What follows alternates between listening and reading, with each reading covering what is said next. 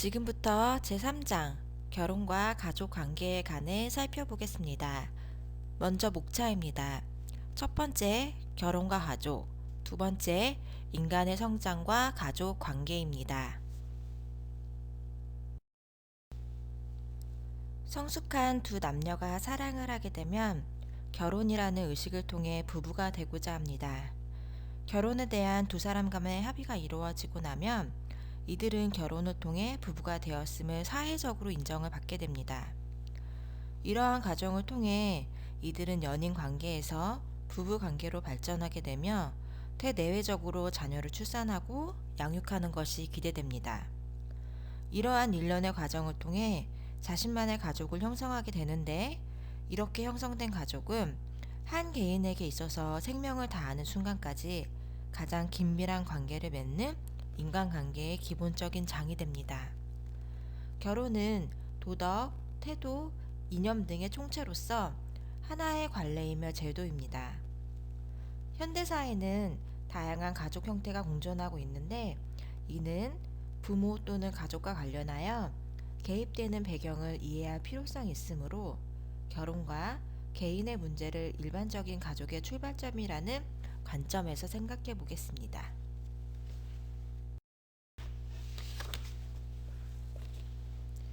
데이비슨과 무어는 결혼의 사회화라는 관점에서 자녀는 자기가 보고 자란 부모의 삶으로부터 영향을 받고 그 삶을 반복함으로써 마치 각인 현상이 일어나는 것과 같다고 하였습니다. 즉, 강하게 받은 영상 또는 관념으로 인하여 부모의 모습을 그대로 간직하고 부모의 삶을 동일시하며 또한 반복한다는 것입니다. 부모는 자녀의 삶을 대신 살아주지 못하며 때로는 부모의 삶을 거부하면서도 강하게 남아있는 상에 의하여 지속적인 영향을 받는다는 점에서 부모 자녀 관계를 재조명해 볼 수 있습니다.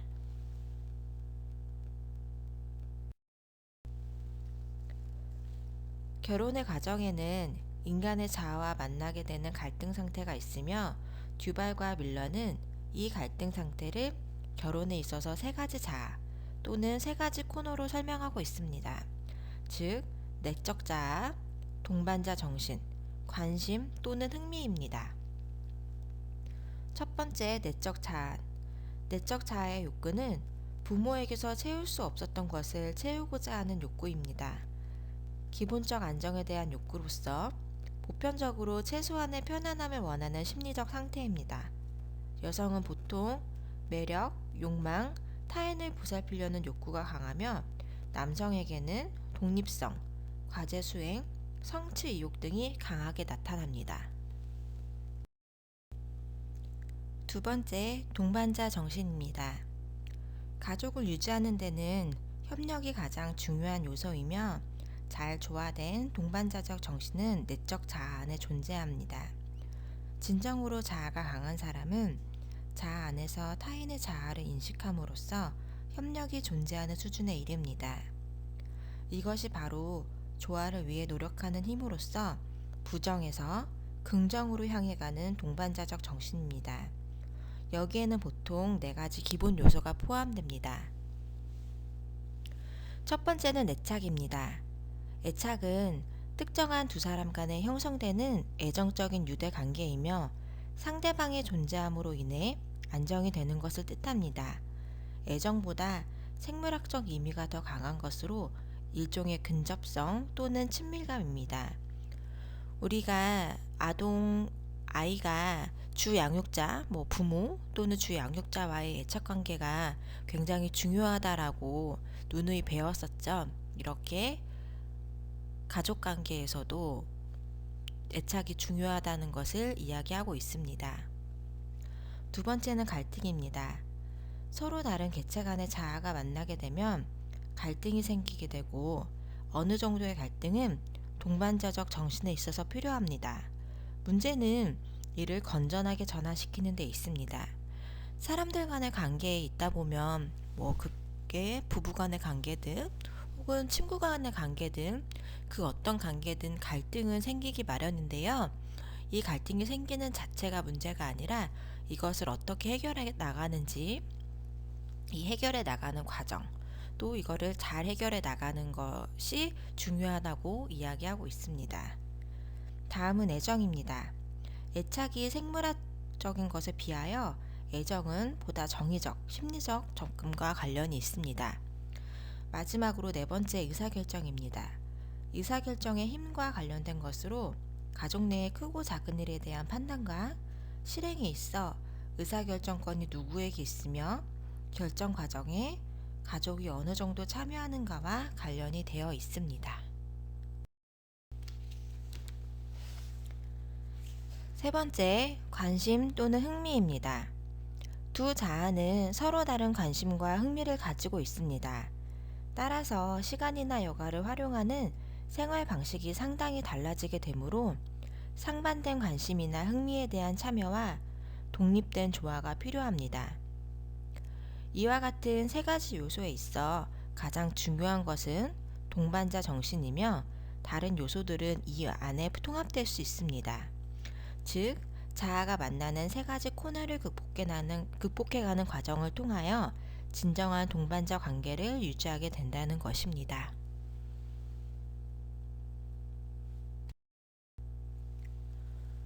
많은 학자들은 이와 같은 동반자 정신의 요인이나 형성 과정, 개발 기술 등에 대하여 관심을 가져왔습니다.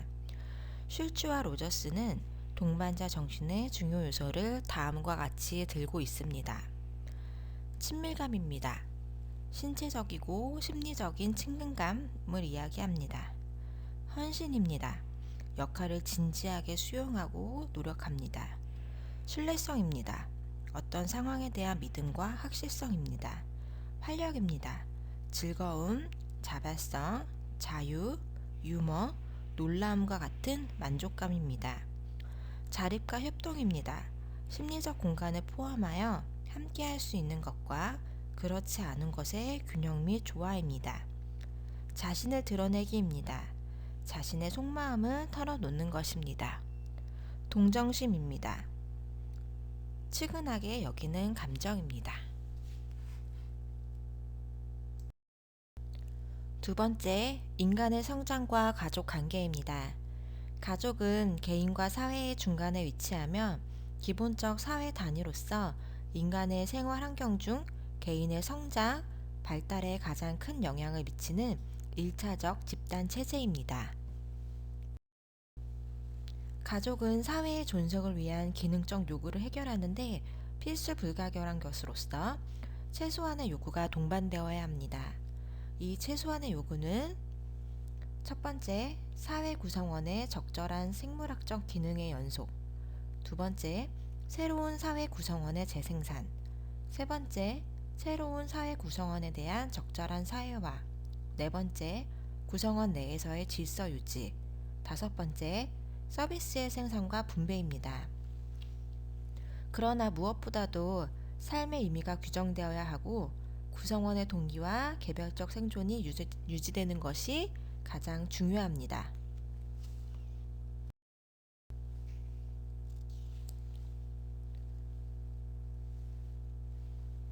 가족 관계는 가족 사회학, 가족 심리학, 가족 인류학의 연구 결과와 관련되어 있으므로 간단하지는 않으나 이와 같은 가족 및 가족 관계를 연구하는 데는 몇 가지 접근 방법이 논의됩니다.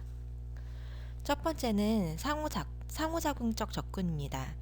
전달, 의사결정, 지휘관계, 가족 구성원에 중점을 두고 위기에 대한 반응을 어떻게 하는가에 관심을 가집니다. 두 번째, 환경적 접근입니다. 환경, 대화, 가족 행사, 의식 등을 나라별로 중점적으로 분석하거나 르포식으로 다루는 것이 보통입니다. 여기서 나오는 르포식이라는 건 보고식이라는 뜻인데요. 어떤 사회 현상이나 사건에 대한 단편적인 보도가 아니라 보고자가 자신의 식견을 배경으로 하여 종합적인 기사로 완성하는 것을 르포식이라고 합니다. 세 번째, 가족 발달적 접근입니다. 가족 주기에 따라 또는 연령에 따라 가족 구성원이 경험하는 발달 단계에 중점을 두는 것으로 최근에 많이 사용되는 방법입니다. 레슬리와 베노크레이티스는 가족 조직을 근본적인 가족, 생식적인 가족으로 구분한 바 있습니다. 근본적인 가족은 결혼 이전의 가족으로 아버지, 어머니, 형제를 포함하고 생식적인 가족은 재생산, 생식, 존속, 창조하는 특성을 가진 결혼 후의 가족으로 남편, 자녀 등을 포함하며 자신을 중심으로 보면 다음 영상에 보이는 그림과 같습니다. 결혼을 통하여 사회 구성원이 되는 가족은 성적 요구, 종속 생식, 번식의 요구, 경제적 협력의 요구, 양육하는 책임을 갖는 요구 등을 수용해야 하는 것입니다. 가족관계는 이처럼 다양한 요구가 서로 조화를 이루는 가운데 형성되는 가족 상호 간의 인간관계입니다. 가족관계와 관련된 10개의 발달 과제를 인간의 성장 관계에 비추어 살펴보겠습니다. 책에서는 영아기부터 노년기까지 나와 있지만 본 영상에서는 영아기, 유아전기, 유아후기까지 유아기에 해당하는 단계에 대해서만 살펴보겠습니다. 영아기입니다. 출생부터 2세까지의 시기입니다. 독립성, 위존성입니다. 영아기 시기는 매우 이존적인 존재로서 자신을 형성합니다. 자기인식이 확립되는 시기이기도 합니다. 정서교화는 애정에 대한 느낌이 발달합니다. 변화하는 사회 집단과 관계 맺기는 생물과 무생물, 친숙한 것과 생소한 것을 구별하게 됩니다. 또한 기본적인 사회적 상호작용이 발달합니다. 양심의 발달입니다. 다른 사람의 기대에 맞추기 시작합니다. 개인의 심리적, 사회적, 생물학적 성역할 학습은 이 시기에는 아직 발달하지 않는 것으로 나와 있습니다. 신체 변화를 받아들이고 적응은 어른의 수유 요구에 적응합니다. 어른의 청결 요구에 적응합니다. 생식기의 조정에 대한 어른의 태도에 적응합니다. 변화하는 신체를 다루고 새로운 운동 패턴을 학습하는 것은 생리적 평형이 발달되고 눈과 손의 협응력이 발달되고 휴식과 활동에 만족스러운 순환을 확립합니다. 물리적 세계에 대한 이해와 통제를 학습하는 건 물리적 세계를 탐색합니다.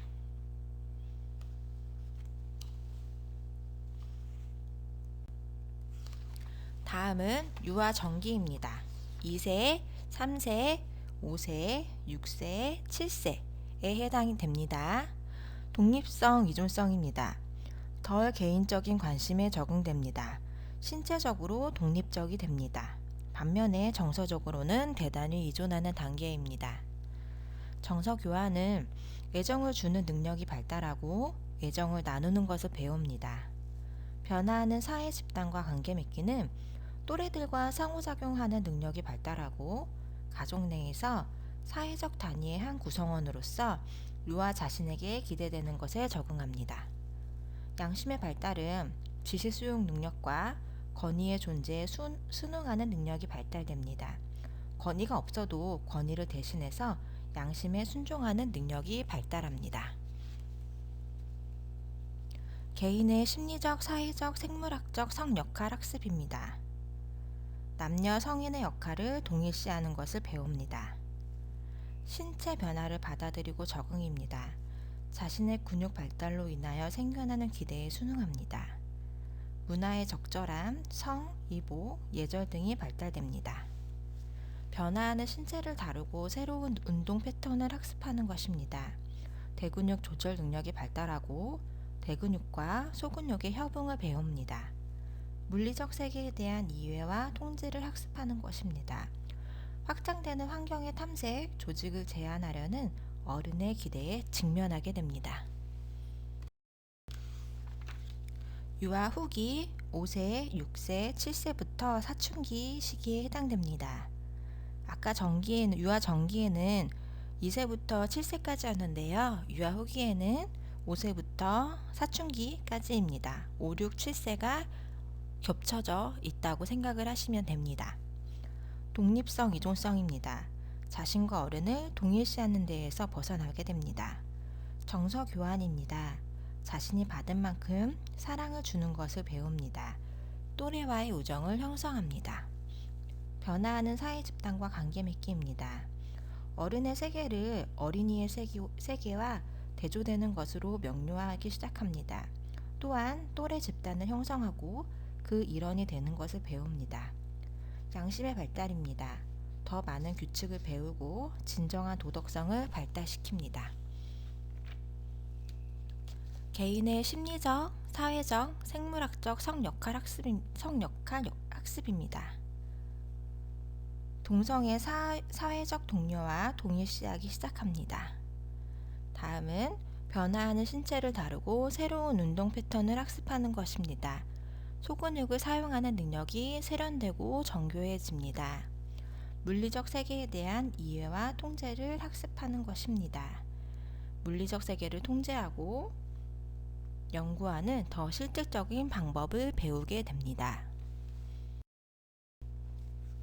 개인은 가족 내에서 일어나는 일생 동안의 주기적인 과정을 통하여 독립과 의존, 정서적 교류, 다른 집단과의 관계와 적응, 물리적 세계에 대한 이해와 통제 등의 여러 가지 과제를 수행해 나감에 따라 역할 변화에 대응함으로써 인격을 형성하고 삶의 행복을 추구하게 됩니다.